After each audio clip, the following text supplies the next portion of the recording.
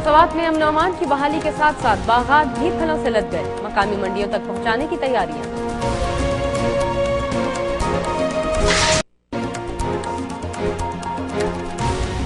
स्वात कुदरती मनाजिर के साथ साथ फलों के हवाले से भी अपनी अलग पहचान रखता है। पिछले 2 सालों में स्वात में फलों की पैदावार में क्या उतार चढ़ाव आया और इस बार फलों का सीजन कैसा रहेगा, इस हवाले से देखते हैं स्वात से शीरीन ज़ादा की रिपोर्ट।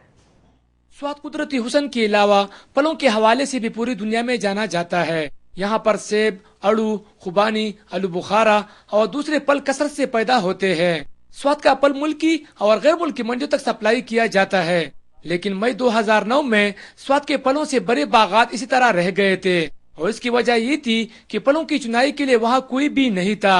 अब अमन की बहाली के बाद लोग घरों को लौट आए हैं और इसके साथ साथ बागात भी फलों से भरे पड़े हैं। अल्हम्दुलिल्लाह, इंशाअल्लाह इस दफा फसल अच्छी हुई, अल्लाह का रहम करम है, अमन भी बहाल है और मैं उम्मीद ये करता हूँ कि इस दफा पैदा होगा। इस दफा बहुत ज्यादा पैदा हुआ है इंशाअल्लाह और फ्रूट बहुत ज्यादा तैयार है थे आड़ू का।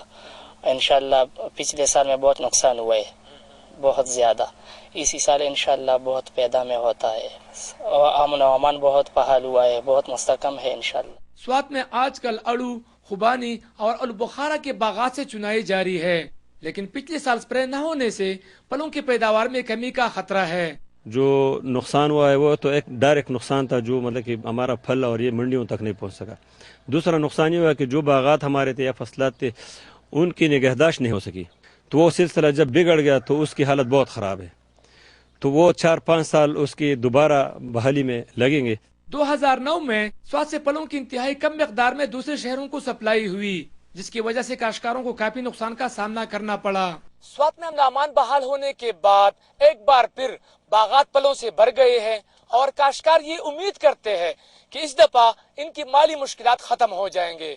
Shireen Zada, Express News, Kota, Swat. CNG pumps हफ्ते में एक दिन बंद रखने के फैसले पर अमल करते हुए